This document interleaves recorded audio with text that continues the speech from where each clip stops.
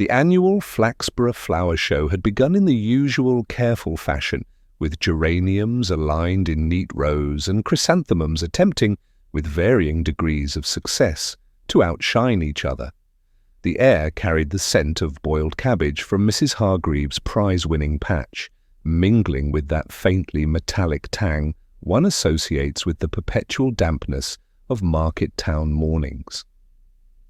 Inspector Purbright, whose coat was neither new nor old, but quietly respectable, arrived shortly after 10, as a polite nod to routine rather than necessity. He had no pressing case that morning, save for the general anxiety occasioned by Mrs. Hargreaves's annual complaint that someone had previously switched her begonias for inferiors of dubious lineage. Purbright had found it expedient to remind himself that the planting of flowers was one of humanity's least criminal activities, though not necessarily the most rational. Flaxborough's local elite milled about, exchanging nods, polite critiques, and whispers that carried with exaggerated delicacy like the rustling of silk in a breeze that seemed to come only to stir gossip. Councillor Percival Stokes, tall and ruddy, was engaged in animated conversation with Miss Elfrida Trelawney, who had an almost imperceptible twitch whenever she thought her opinions might be challenged. Purbright's attention, however, was not drawn to the chrysanthemums or the council's whispered strategies, but to a small cluster of figures near the refreshment tent. A faint murmur of surprise had spread among them, the kind that hints at a disruption of some social equilibrium. "I say," one woman was whispering, "I do hope it isn't what I think." Purbright edged closer, noting the oddity of their posture.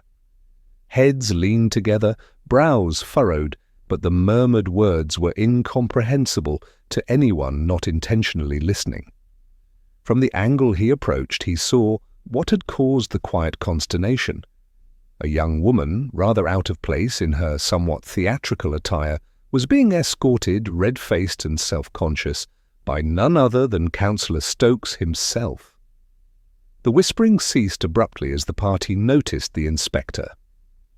"Ah, Inspector Purbright," said Stokes, his voice brisk but carefully moderated.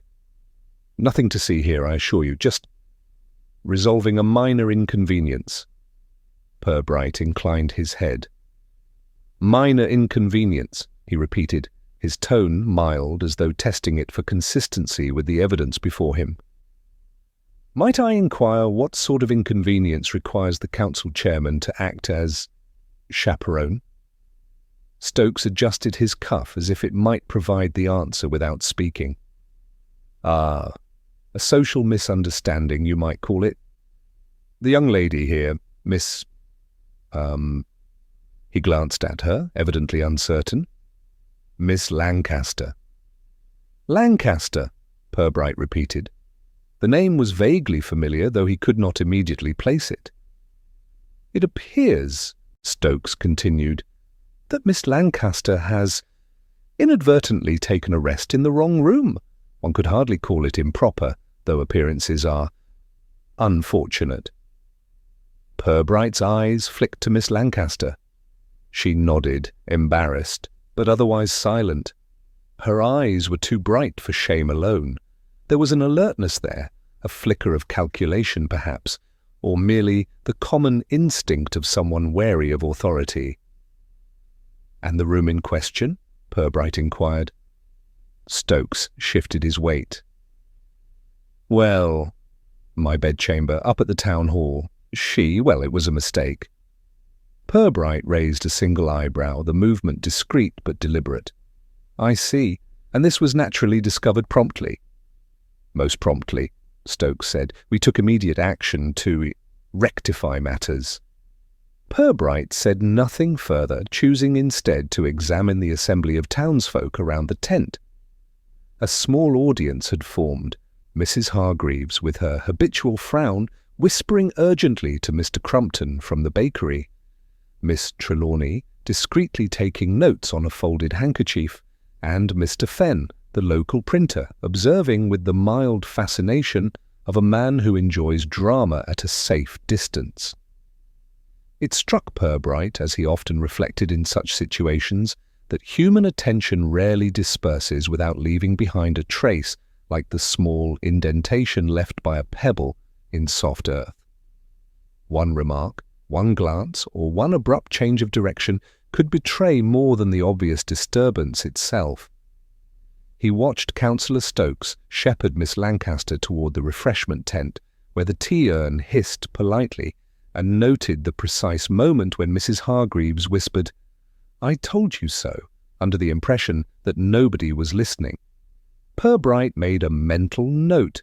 Appearances in Flaxborough could be misleading. The social fabric here was tightly woven, and every minor incident had a way of tangling itself into something more intricate. By the time he returned to his notebook later, the crowd had dispersed, leaving behind only faint impressions. A few scuffed flower beds, a teaspoon of sugar spilled onto the tent table, and an air of unsettled propriety.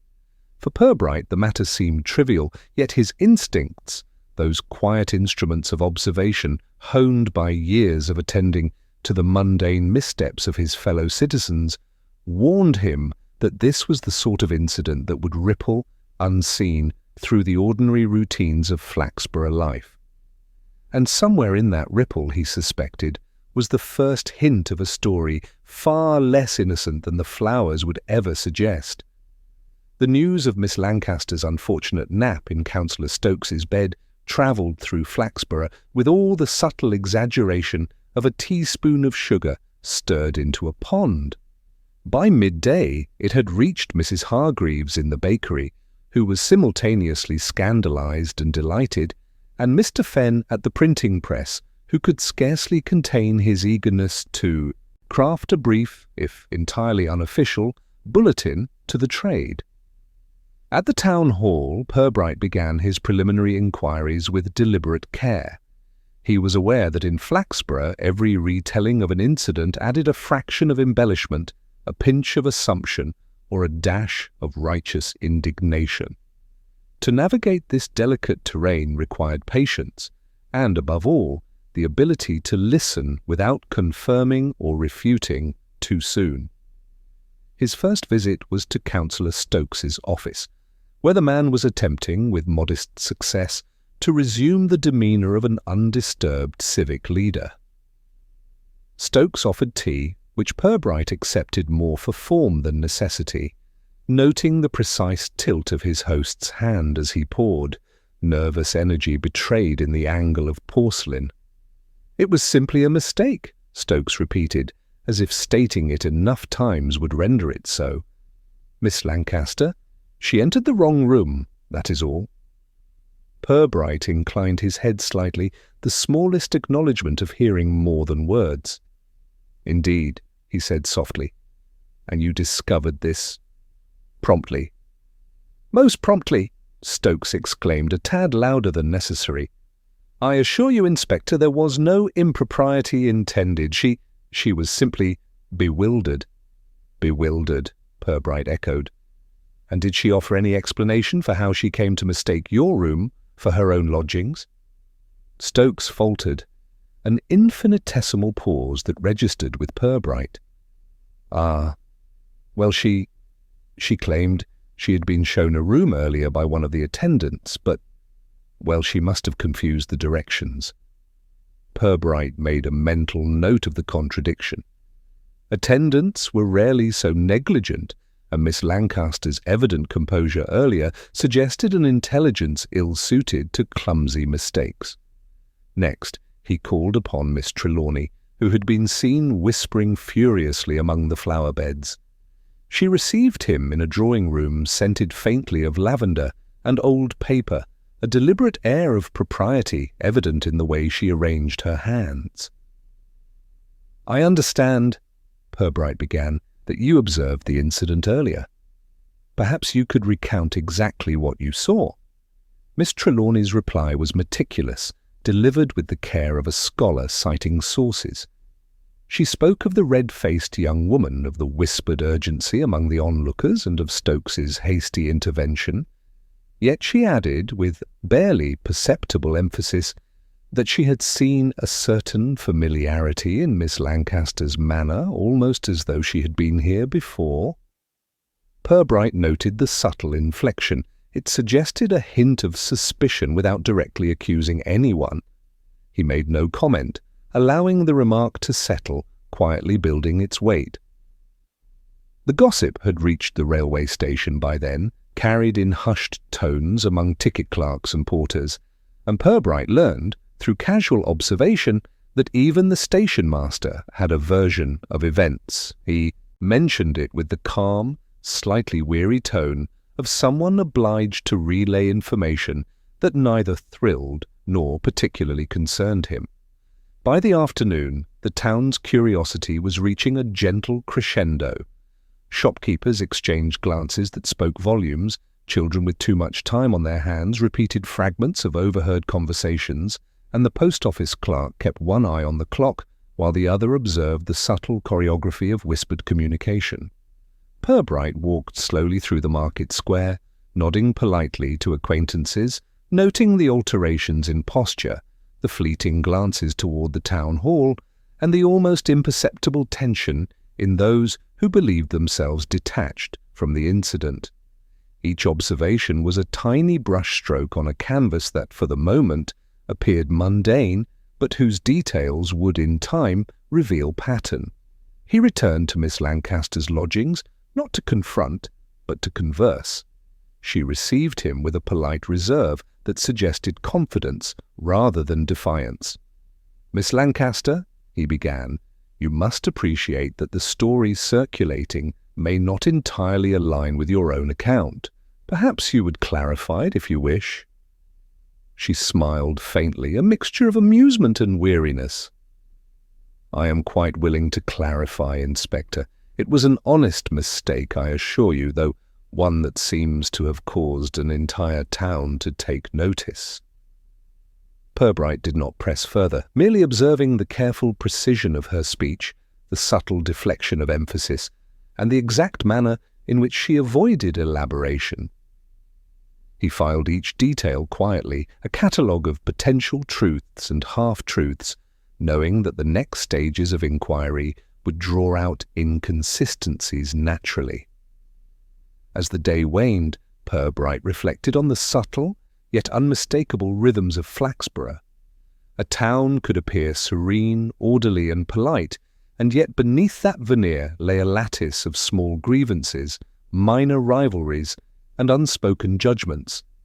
In such a setting, a minor disturbance, a mislaid sleep, a room entered by mistake, was amplified not by its intrinsic importance, but by the town's devotion to social narrative. And so by the time he returned to his office, notebook modestly filled with observations, he sensed that the incident, trivial as it might seem, was only the first ripple of a current that would soon carry him through subtler, and perhaps more telling, revelations. By the following morning, Flaxborough had settled into its usual rhythm, yet a subtle undercurrent of speculation persisted. The flower show was a fading memory, but whispers about Miss Lancaster's nocturnal misadventure had taken root in every corner of the town, from the parish church pews to the railway buffet. Even the vicar, who ordinarily confined himself to sermons and charitable visits, had heard enough to murmur vaguely about impropriety at the town hall while passing the market square. Purbright, meanwhile, had begun to focus his attention on what the townsfolk deemed the obvious suspect, Councillor Percival Stokes. It was not, he reflected, that Stokes seemed guilty of anything specific. Rather, his very position and the curious circumstances made him an irresistible focal point for gossip. Purbright called on the councillor at his home, a well-kept house just off Westgate Lane, where the paint gleamed faintly in the morning sun, and the garden reflected a fastidious sense of order. Stokes greeted him with his usual blend of cordiality and taut precision, as though the presence of the inspector required both performance and restraint. "Inspector," he said, "I trust the town is not indulging too freely in speculation." Purbright allowed a mild pause before responding. "There is always speculation, Councillor, but one hopes that the facts remain clear amidst the commentary." Stokes led him to the drawing-room, where a faint scent of polished wood and faint tobacco lingered. "I assure you, Inspector, I have done nothing beyond guiding Miss Lancaster to a more suitable resting place. The entire matter is trivial, really, and I would prefer it remain so." Purbright's gaze, however, lingered on the small details: the precise placement of a small inkpot, the slight indentation of a chair's cushion, and the unusually clean edge of the hearth, as if someone had recently wiped away more than ash. Such minutiae rarely escaped him. Human nature, he reflected, always left traces. "And Miss Lancaster?" he asked gently. "How does she describe the event?" "Ah," Stokes said with a faint flush, "she is quite understanding. A mistake, nothing more. She is discreet and remarkably forgiving." Purbright made a note to verify this. Discretion and forgiveness, while admirable, were qualities that could be exaggerated under social pressure. Later, walking through the market, he overheard fragments of conversation that piqued his curiosity. Mrs. Hargreaves complaining that it's just like the whole town to pretend nothing happened, while Mr. Crumpton speculated that there must be some secret behind it all, though he admitted with a shrug that he could not possibly guess what it might be. At the post office, Purbright spoke with the clerk, a young man with an eagerness for news tempered by habitual caution. "Yes, Inspector," he said, "everyone's talking about it. But there's also talk that Miss Lancaster might not be entirely what she seems." Purbright nodded slowly. "What does that imply?" The clerk shrugged. "People say she knows her way around Town Hall quite well, far better than a visitor ought to, and that she's met some of the councillors before." The observation, trivial though it appeared, caught Purbright's attention. It was precisely the sort of detail, overheard, slight, almost dismissible, that could reveal much when weighed against other, subtler signals. By mid-afternoon, Purbright arranged a conversation with Miss Lancaster herself. She was calm, her posture poised, and she answered questions with precision, though never more than necessary. When he inquired about the alleged familiarity she had with Town Hall, she hesitated for a heartbeat, then smiled faintly. "Inspector, some buildings have a way of feeling familiar. Perhaps one imagines more than is real." Her answer, measured yet slightly evasive, was enough to leave a shadow of doubt. Purbright did not press. Patience was, as ever, his ally. Finally, he returned to the scene of the initial incident. In the now quiet town hall, he noted the small but peculiar detail that had escaped most observers: a single cufflink engraved with a simple crest left behind on the edge of Stokes's dressing table. It was clean, polished, and decidedly masculine, yet it did not belong to Stokes, or to any of the staff. Purbright pocketed it carefully, aware that something so minor could serve as a thread to unravel a far larger tapestry. The day had yielded no dramatic confrontation, no confession, only subtle shifts and tiny, telling anomalies. And that, he reflected, was precisely the way the truth often emerged, slowly, patiently, and almost imperceptibly until the cumulative weight of detail revealed itself. The inspector left the building quietly, the cufflink safely secured in his notebook pocket, and walked toward the market square once more, pondering the human tendencies that transformed a simple misadventure into a town-wide narrative. Flaxborough, in its polite absurdity, had provided him not the obvious answer, but a string of delicate clues waiting to be connected with careful attention and a gentle, probing mind. The morning after Purbright had collected the cufflink, the town of Flaxborough seemed, on the surface, to return to its habitual calm. Shop windows gleamed, the baker's oven hissed, and the postman carried letters with his usual mixture of diligence and mild exasperation. Yet beneath this ordinary rhythm, a subtle current of speculation had begun to deepen. The story of Miss Lancaster was no longer merely anecdotal. It had become a quiet puzzle, a private game of inference that each citizen played with varying degrees of seriousness. Purbright began his day with visits to several individuals who, though not initially central to the incident, might hold fragments of insight. His first call was to Mr. Fenn, the printer, whose fascination with town affairs bordered on scholarly obsession. Fenn welcomed him with tea, offered in a delicate porcelain cup, and immediately launched into a recitation of overheard conversations. "Inspector," Fenn began, lowering his voice to the requisite conspiratorial pitch, "you must understand that these events have implications far beyond a mere misunderstanding. People talk more than they ought. I've been noting patterns, odd entrances, unusual exits, the like. Minor, but telling." Purbright listened with polite attention, allowing the man to speak without interruption. Each fragment of information, no matter how apparently trivial, was a potential key to understanding motives and movements. Next, he visited Mrs. Hargreaves, who had returned to her kitchen empire with the grim satisfaction of someone who had witnessed social disorder and survived to recount it. She was delighted, of course, to see him, and eager to share her observations. "Inspector," she said, tapping a finger on the counter, "it's all very well for people to say it's a simple mistake. But I've noticed something curious. Miss Lancaster, she moves through Town Hall with remarkable ease, like she knows where everything is, even places she shouldn't." Purbright made a mental note of the phrasing. Remarkable ease. It implied familiarity beyond chance. From there, he moved to the town hall itself, wandering through corridors, past offices and meeting rooms, noting the subtle distortions of social space, slightly shifted chairs, open files hastily closed, faint impressions in carpets. These were the invisible traces left by human presence, often overlooked by those seeking scandal rather than detail.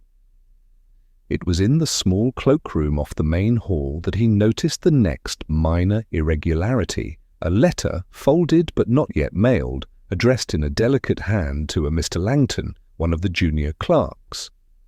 The contents were innocuous in appearance, a polite note arranging an appointment, but the signature at the bottom was unmistakably Miss Lancaster's.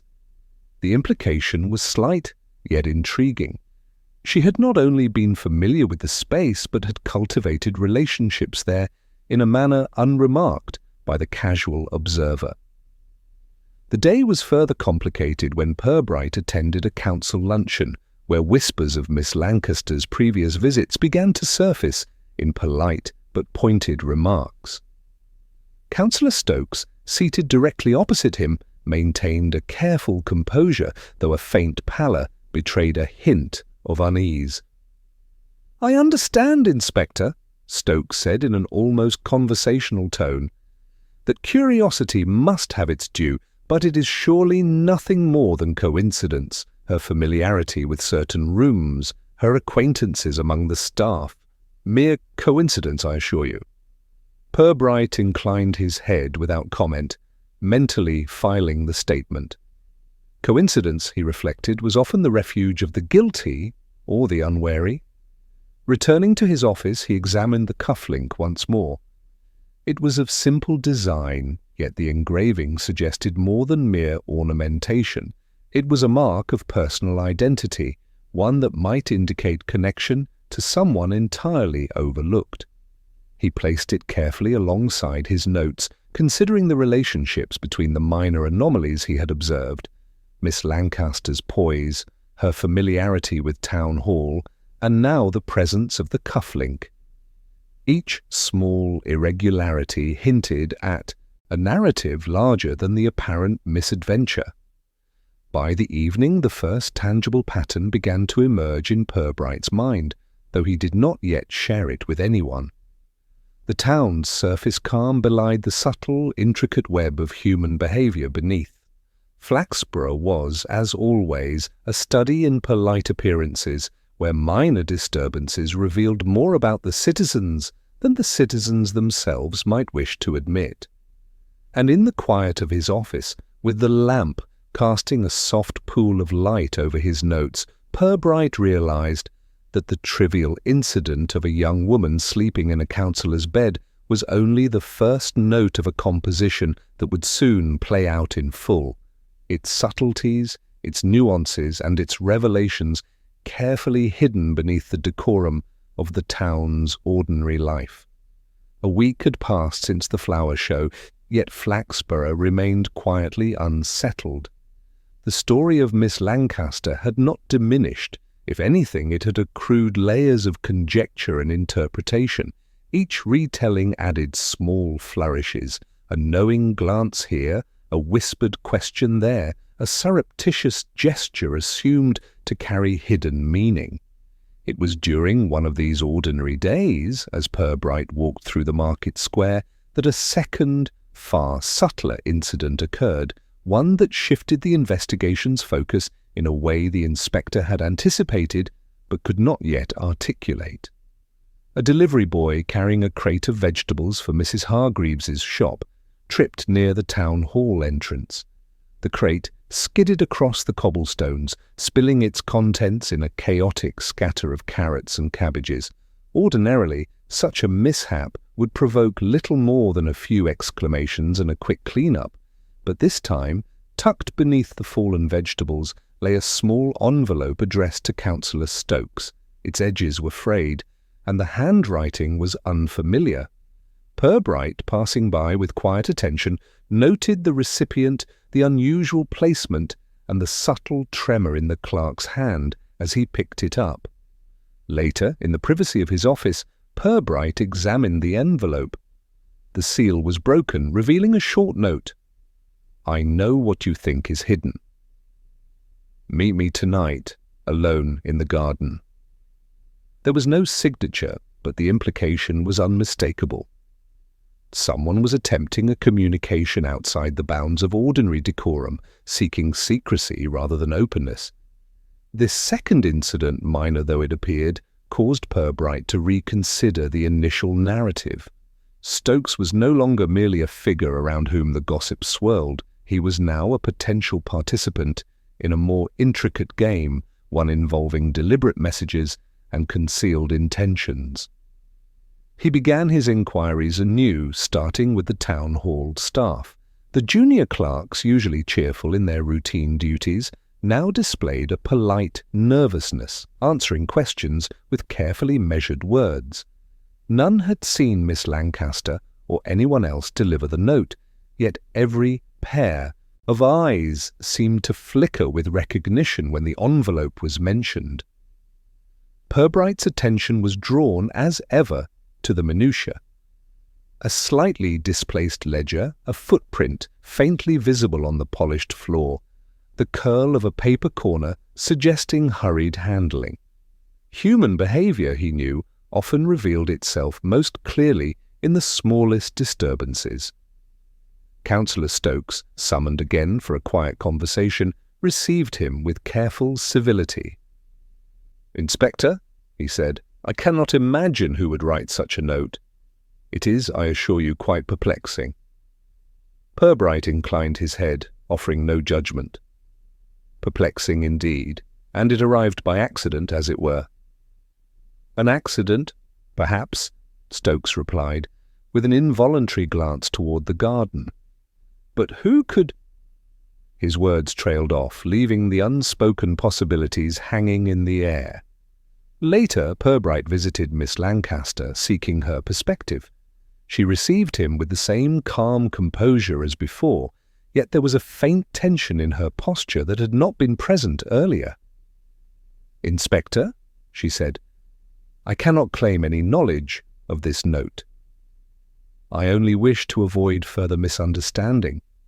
Her sincerity, if genuine, was remarkable.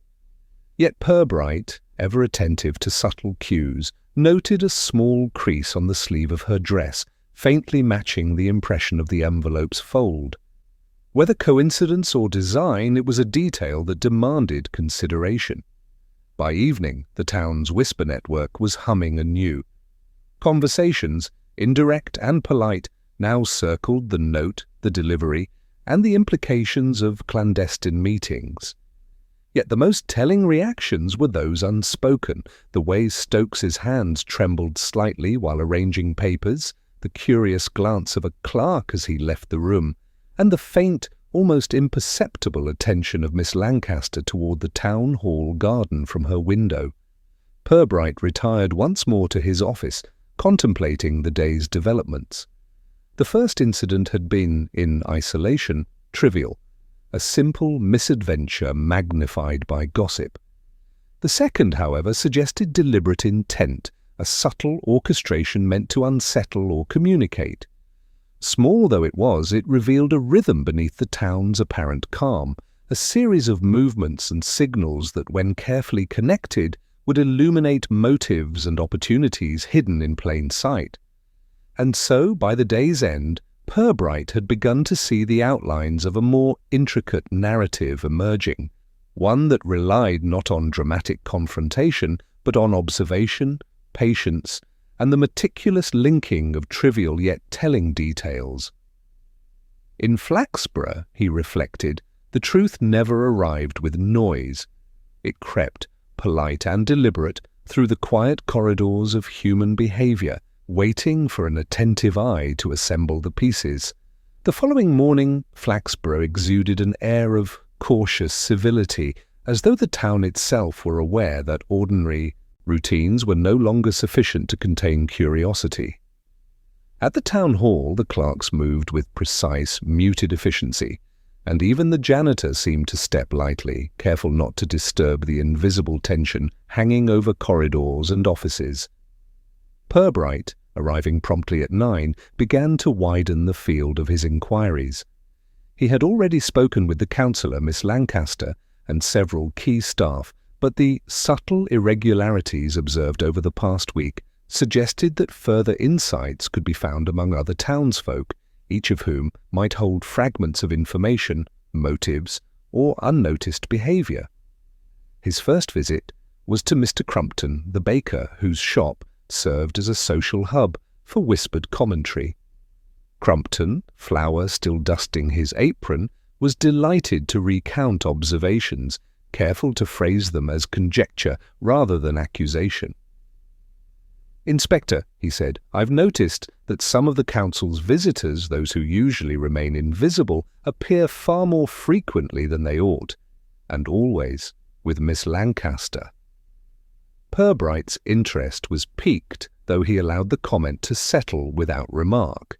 Frequency of appearances coupled with discretion often marked patterns that were easily overlooked by casual observation. Next, he called on Miss Trelawney once again. She greeted him with her usual precision, though her eyes betrayed a flicker of curiosity at his continued attention. "Inspector, you understand, of course, that the social ripple from the flower show is remarkable. Everyone is talking, but few are listening. I have noticed subtle alignments in behaviour, gestures, pauses, glances, that may indicate more than mere coincidence." Purbright inclined his head. The observation was phrased with careful civility, yet it contained a kernel of insight. He filed it alongside the cufflink, the envelope, and the small crease on Miss Lancaster's sleeve. By midday, he turned his attention to a different avenue, petty rivalries and grievances that might illuminate otherwise unnoticed motives.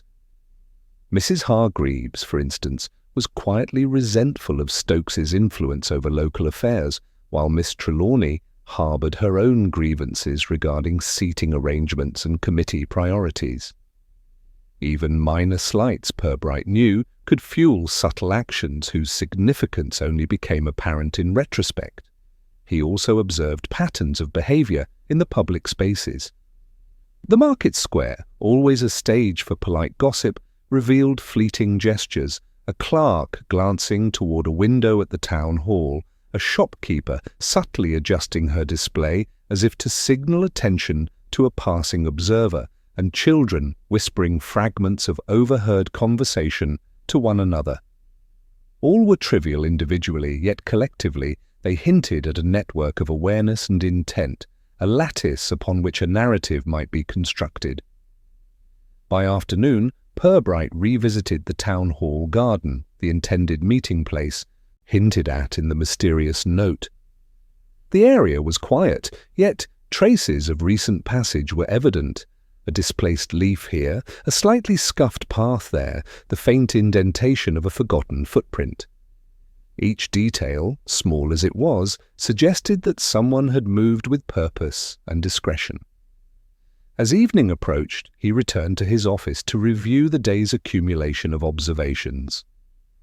The pattern emerging was subtle, repeated appearances, minor discrepancies in behavior, the presence of objects that seemed incongruous, and the quiet tension among townsfolk who, though polite, were never entirely unobservant. Purbright realized that the investigation had now reached a stage where the trivial, the overlooked, and the socially polite all carried weight. A misplaced cufflink, a brief note, and a crease in a sleeve were not isolated anomalies. They were part of a mosaic that would, with careful attention, reveal motives, relationships, and the carefully hidden threads of human intention. He leaned back in his chair, the soft glow of the lamp casting a circle of light over his neatly arranged notes, and allowed himself a small, satisfied reflection. In Flaxborough, the truth never rushed. It waited, polite, precise, and patient, for the observer who had the diligence to notice, the patience to connect, and the subtlety to untangle the human web. The week had drawn to a close when Flaxborough experienced its second incident, this one far more subtle, yet equally unsettling. In the early morning light, the town hall gardener discovered that the wrought iron gate to the back garden, normally secured, had been left slightly ajar. No signs of forced entry were evident, and yet the gate's position suggested that someone had moved deliberately, taking care not to draw attention. Purbright arrived shortly thereafter, his arrival as unobtrusive as always. He examined the gate carefully, noting the faint scuff marks along the bottom edge and a slight impression in the gravel path leading toward the garden. The disturbance was minor, almost trivial in isolation, yet in context it suggested purpose, presence, and perhaps anticipation. He began discreet inquiries among the town hall staff. The clerks, polite but cautious, reported no unusual visitors, yet the careful phrasing of their denials betrayed an awareness of the gate's compromise. Even the gardener, who initially insisted on attributing it to stray wind, displayed a nervous energy inconsistent with his usual stoicism. Meanwhile, the envelope found the previous week continued to circulate in whispered speculation. Councillor Stokes maintained his composure publicly, but a faint pallor lingered beneath his otherwise florid complexion. Miss Lancaster, for her part, remained outwardly calm, though an observer attuned to subtle signals would have noticed the slight tightening of her fingers whenever town hall matters were mentioned. Purbright decided to widen his inquiries to more peripheral characters whose presence or absence might provide additional insight.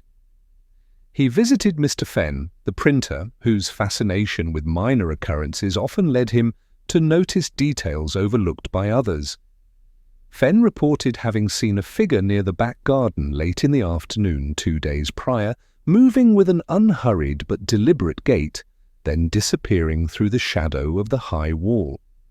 The description was vague, yet consistent with the subtle impression left at the gate.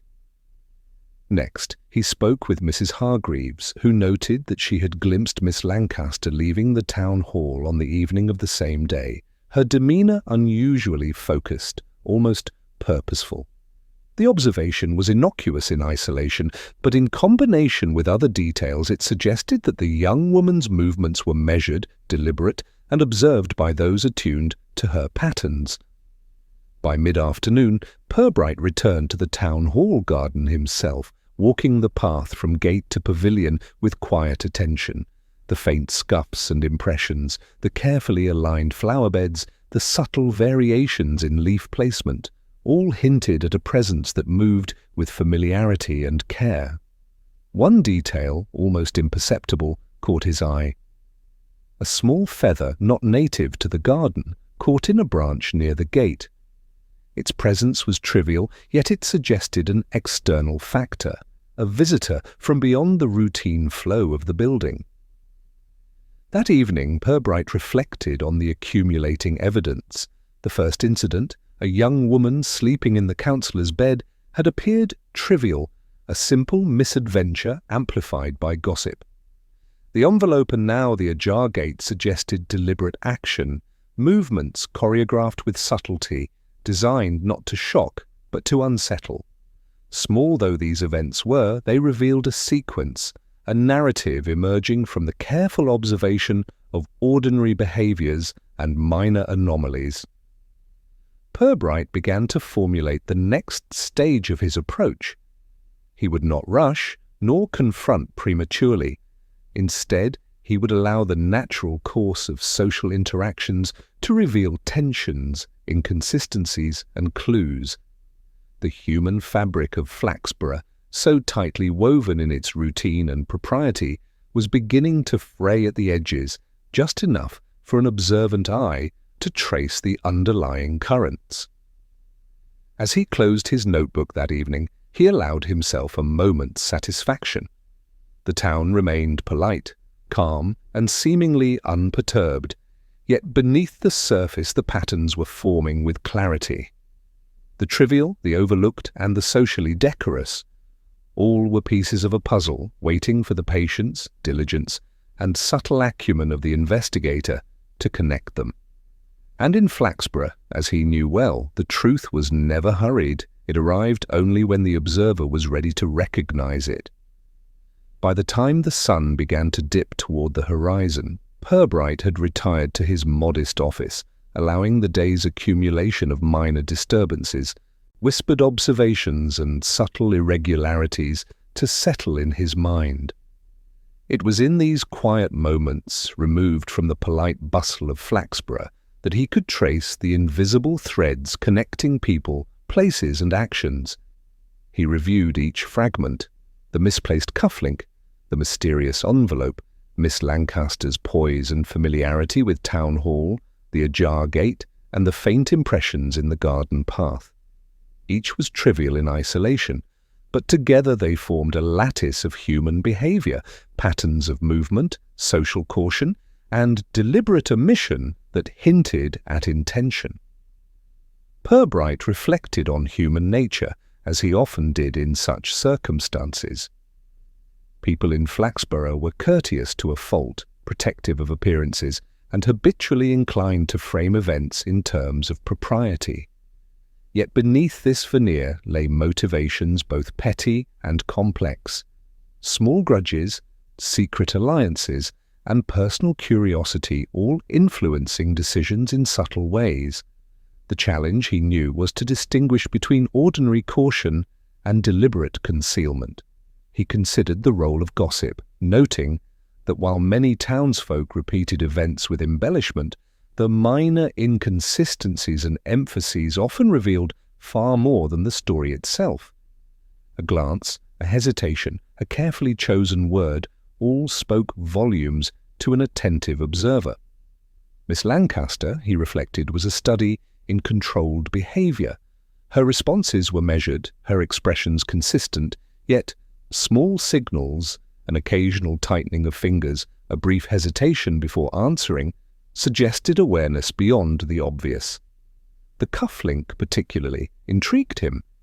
It implied a presence, an identity, or a relationship that had not yet been disclosed, subtle yet potentially pivotal. Councillor Stokes presented another pattern, florid in public, taut and careful in private. His attention to appearances was almost obsessive, yet minor tells, glances, hand movements, and faint pallor indicated concern beyond mere embarrassment. The envelope and the implied secret communication it contained suggested that Stokes was now a participant, willingly or otherwise, in a chain of discrete signals and observations. Purbright also considered the peripheral figures: Mr. Fenn, ever attentive to minor anomalies; Mrs. Hargreaves, whose observations were shaded by personal grudge; Miss Trelawney, who noted social alignments with academic precision. Each provided small pieces of context, hints of connections and reflections of the town's collective attention. As he pondered these elements, a quiet realization settled in his mind. The investigation's progression depended not on immediate confession or overt confrontation, but on the patient orchestration of circumstances that might encourage truth to reveal itself. Human behavior, when guided subtly, could betray itself without force. He contemplated a polite test, a question, a staged meeting, or a casual remark, carefully placed to elicit a reaction that would differentiate between those who were merely involved and those whose intentions had been deliberate. Timing, subtlety, and observation would be paramount. Any hint of impatience could disrupt the delicate web he had begun to trace. By the time darkness fell, Purbright's reflections had crystallized into a deliberate plan. He would proceed with precision, allowing the town's social mechanics and human tendencies to expose the underlying truths. In Flaxborough, appearances were maintained with extraordinary care, yet human nature, consistent and subtle, was rarely entirely suppressible. And as he closed his notebook for the night, the inspector allowed himself a quiet satisfaction. The pieces were coming together, not yet a complete picture, but sufficient to begin testing hypotheses, observing reactions, and, in time, revealing the orchestrated narrative that had quietly unfolded beneath the town's serene exterior. The following morning, Purbright returned to the town hall with a deliberate calm, fully aware that the day's small manoeuvres could reveal far more than direct questioning ever could. He intended to observe, to listen, and, above all, to present circumstances that might provoke the subtle signs of guilt without forcing disclosure. He began with Councillor Stokes, inviting him to a brief tour of the newly installed flower beds along the town hall garden. The councillor accepted, polite and ceremonious, unaware that Purbright's interest lay not in horticulture, but in human reaction.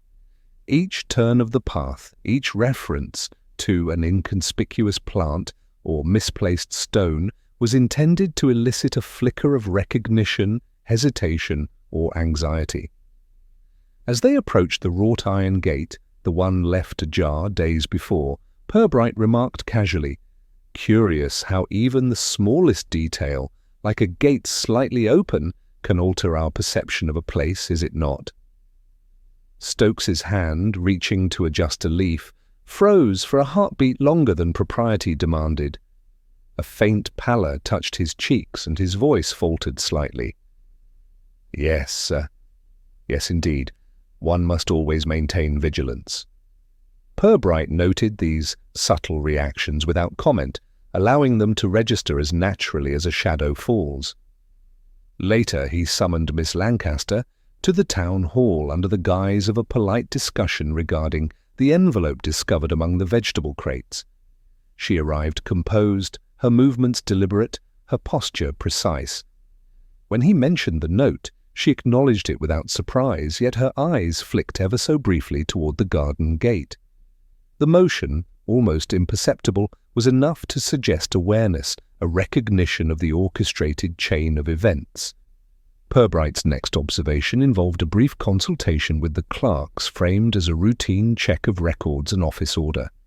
Their responses were measured, careful, and courteous, but each provided small hints, slight hesitation, incongruous phrasing, or minor contradictions in the sequence of events they recalled.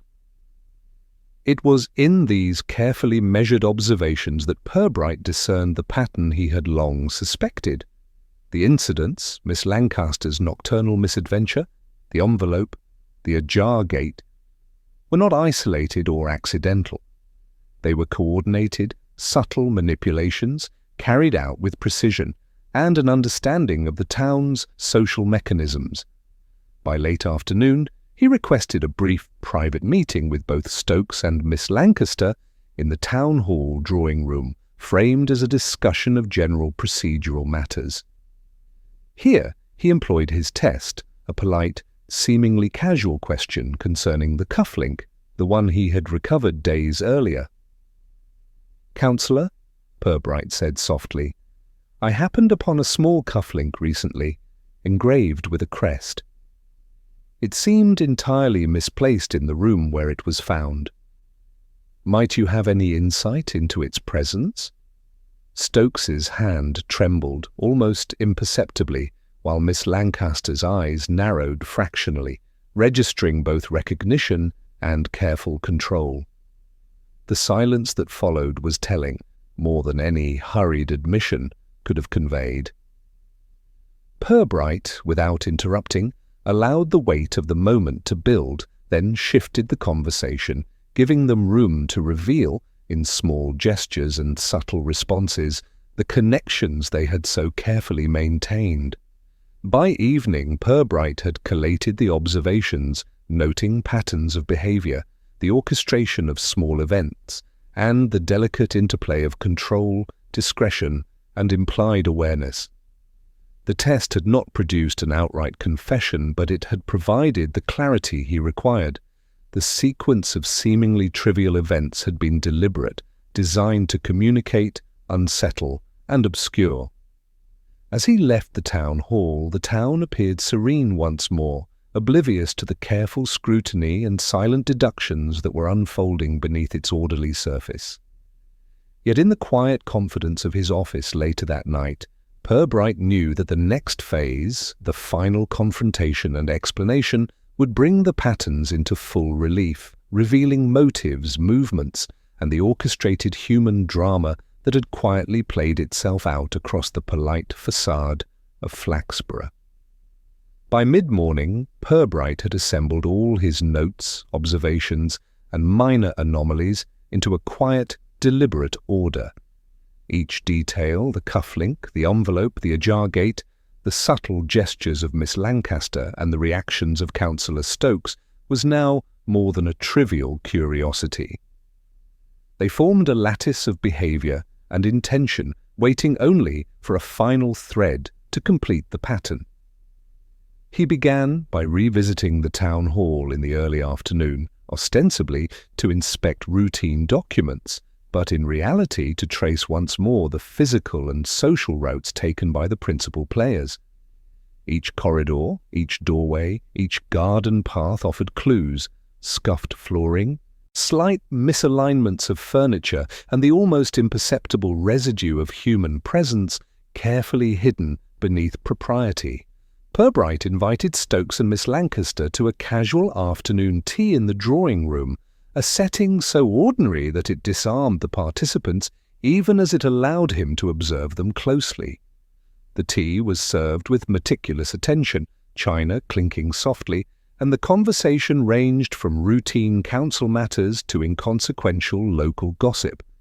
Yet Purbright's attention was fixed on the minor cues, the micro-expressions, the split-second hesitations, the subtle tightening of fingers and shifts of posture. "It is remarkable," Purbright observed gently, "how certain details, easily overlooked, can hold significance. A cufflink here, a note there, a gate left ajar. One begins to wonder whether the seemingly trivial might reveal much more than expected." Both Stokes and Miss Lancaster maintained calm composure, but Purbright noted the minute changes, a flash of recognition in her eyes, the faint paling of his cheeks, the subtle alignment of their hands on the table. These were the small, involuntary betrayals of awareness that spoke louder than words. He allowed a pause, letting the room's ordinary sounds, the ticking clock, the distant murmur of street traffic, fill the silence. Then casually, he posed the key question that had been forming for days. "Councillor, Miss Lancaster, may I ask, without presumption, how it is that certain objects and events have appeared so conspicuously, yet without explanation?" one is compelled to consider whether they were simply accidents or whether intention played a part. The effect was immediate, yet subtle. Stokes' hand trembled slightly as he lifted his teacup, and Miss Lancaster's eyes flicked once more toward the garden. Neither spoke, for the truth required no words in that moment. Gesture and glance conveyed what careful phrasing could not. Purbright leaned back slightly, allowing the silence to solidify, before continuing in a calm, measured tone. He outlined the chain of minor disturbances: the misplaced cufflink, its engraving suggestive of external presence; the anonymous note, deliberately left yet carefully indirect; the ajar gate and faint impressions, indicative of deliberate movement; and the behavioral signals observed over successive days. Each element, trivial on its own, was now connected in a sequence that revealed deliberate orchestration and mutual awareness. By the time his explanation concluded, both Stokes and Miss Lancaster understood that the network of careful, socially polite manoeuvres had been observed, noted, and interpreted. Purbright's final observations were neither accusatory nor dramatic. They simply illuminated the choreography of events, revealing who had moved, why, and with what intended effect. The inspector concluded with his customary calm. Flaxborough is a town of propriety, and human behaviour often seeks to hide behind that facade, yet even the most disciplined social conduct leaves traces, however small. Today, those traces have spoken, and the quiet drama is laid bare. There was no outburst, no confession forced by dramatic confrontation. Instead, the room settled into a delicate equilibrium, the truth recognized in silence and subtle acknowledgement. The town, Purbright knew, would resume its polite routines, though the memory of these revelations would linger in small, imperceptible ways. The morning air in Flaxborough was crisp and unassuming, as if the town itself had no knowledge of the quiet tension that lingered beneath its orderly streets. Inspector Purbright arrived at the town hall with his usual unobtrusive pace, carrying only a notebook, a pen, and the faint, steady curiosity that guided every investigation he undertook. Today, he knew, the subtle threads woven over the past fortnight would converge into clarity. He invited Councillor Stokes and Miss Lancaster to the drawing-room under the pretence of reviewing procedural matters, yet the setting allowed him to speak freely and observe without interruption. The tea was served, china clinking softly, and conversation began with harmless pleasantries. The room, sunlit and calm, provided the perfect stage for the final exposition, polite, precise, and devoid of theatrics. "Councillor, Miss Lancaster," Purbright began gently, "over the past days, several minor events have drawn attention. A cufflink left behind, a note delivered indirectly, a gate left ajar, and, of course, the original incident that has captured the town's imagination. Each, individually, might appear trivial. Collectively, however, they form a pattern." He paused, allowing the words to settle. These events were not mere accidents. They involved deliberate movement, awareness of social observation, and careful orchestration. Small though the signs may have been, they were sufficient to indicate intention and to reveal the interplay of knowledge, discretion, and social behaviour. Stokes adjusted his teacup with a faint tremor, and Miss Lancaster's eyes followed the curve of the garden path with an imperceptible narrowing. Purbright continued, calmly tracing each link. The cufflink, engraved and distinctly masculine, did not belong to the councillor, yet implied the presence of another. The envelope, carefully placed and addressed, was meant to convey awareness without confrontation. The ajar gate and garden impressions were choreographed to invite observation without alarm. Every gesture, every glance, and every minor deviation from routine, Purbright concluded, served to communicate within a network of awareness, revealing a quiet orchestration that could have gone unnoticed had it not been for careful observation and patient attention.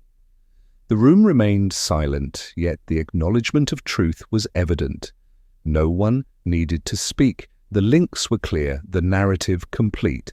Purbright's calm, deliberate exposition had laid bare the sequence of minor disturbances and subtle manipulations, demonstrating how human behavior, however polite and disciplined, leaves traces, however slight, that the observant eye may interpret.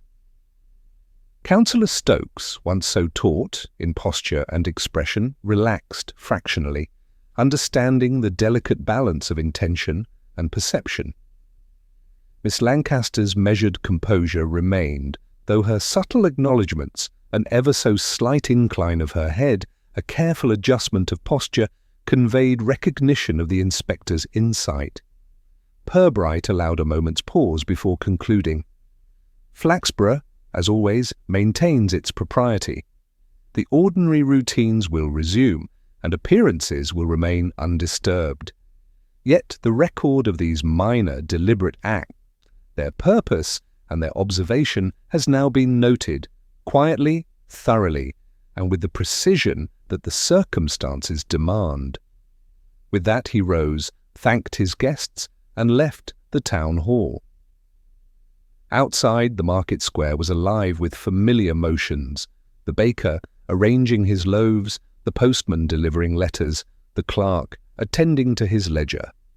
Nothing had changed overtly, yet beneath the calm the subtle shifts persisted, an unspoken acknowledgement that the quiet drama had played itself out. Purbright returned to his office, laid down his notebook, and reflected on the nature of human behaviour, social propriety, and the careful observation that had allowed him to unravel the story. The town, in its understated, polite manner, would continue as before, and that, as always, was the way of Flaxborough. He sat back, pen resting, lamp casting a soft circle of light over the pages, content in the silent satisfaction that the truth had been discovered, the patterns recognized, and the human drama quietly resolved.